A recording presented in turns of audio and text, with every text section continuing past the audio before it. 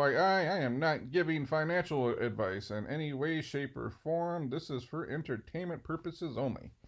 Um, I just stumbled upon this one looking at CNBC site here, and I got a segue. Jay Leno's Garage.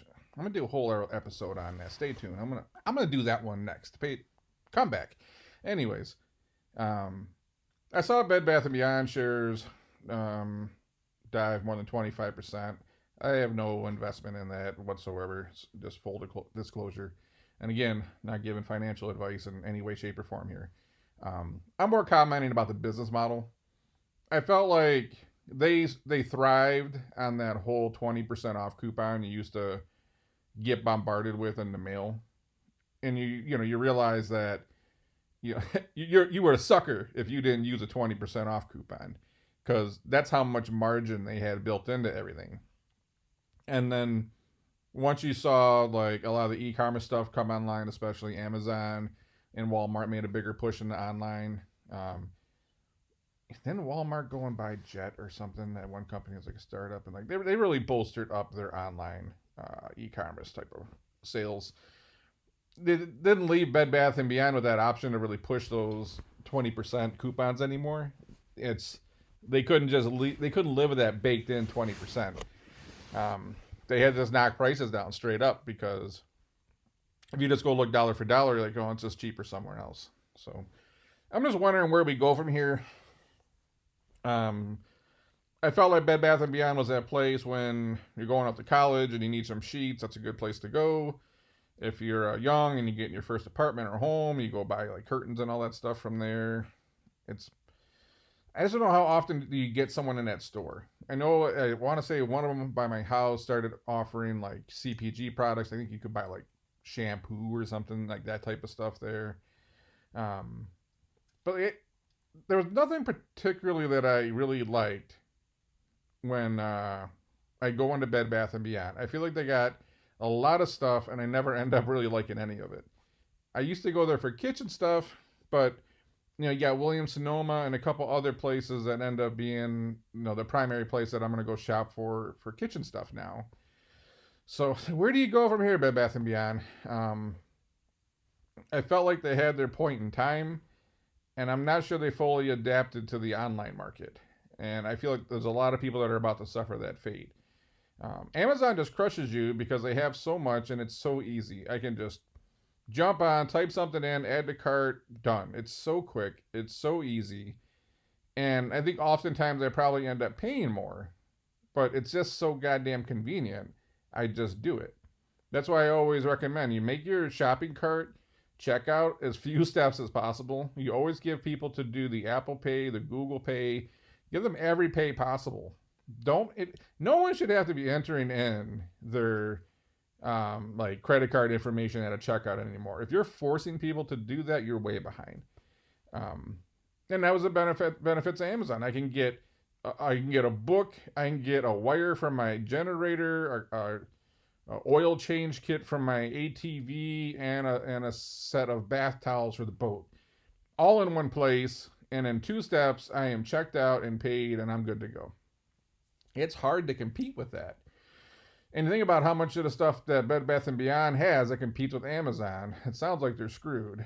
Not screwed, but you add in like supply chain issues and possible lower foot traffic because of COVID. It's like, where do you go from here? It's one of those things where if you wanted to survive in e-commerce, you had to try to get as big as possible. You just had to offer as much and make the shopping experience and checkout experience as easy as possible at a good price. Otherwise, Amazon's taking all your money. So, I mean, these 3 bullets here. Bed Bath & Beyond saw a steep drop-off in traffic in August, dealing with the blow to, foot traffic's down everywhere, it feels like. Let's also face it. We are pumping trillions of dollars into the economy, and we are starting to dry up those programs, and there's not all that money sloshing around.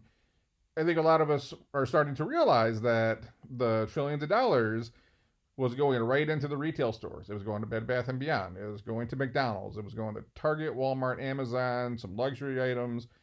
While debt was going up, it's a lot of people didn't take this opportunity to go pay down debt and get themselves in a better position. It was spent on It was spent on goods. It was spent on food. It was spent on booze. It was spent on travel.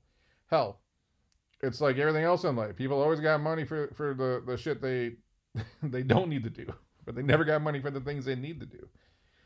Second bullet, big box retailers also dealing with industry-wide supply chain complications. Look, man, I just ordered, and I say trying to because I ain't going to believe it until I see it. I'm trying to order F-250 from Ford, and they're like, normal is 10 weeks, but it could be 4 or 5 months.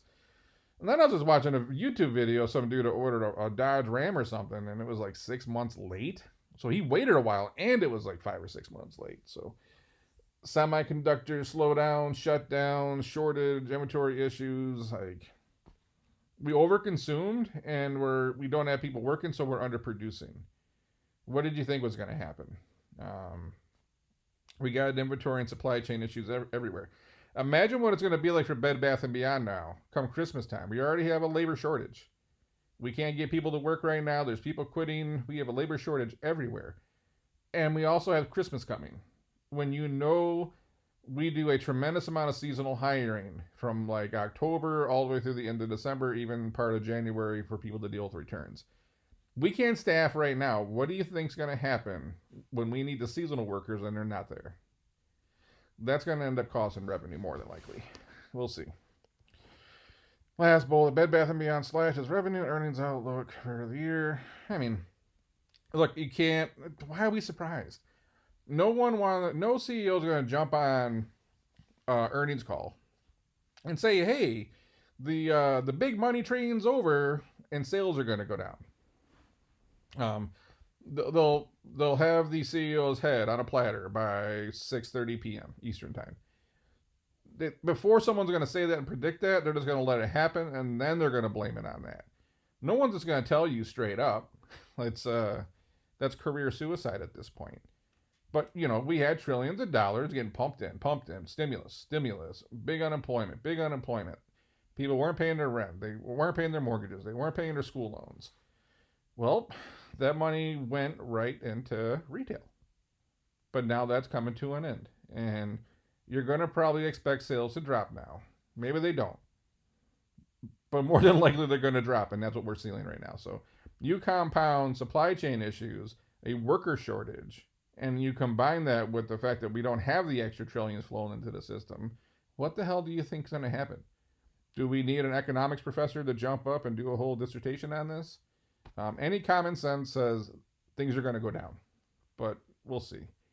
Anyways, that's all I got for this one. If you remember that 20% coupon back in the day, make sure you drop a comment. I remember getting those things and they were like gold, right? You couldn't, I'm saving up to get that purchase, but not until I get that 20% coupon again.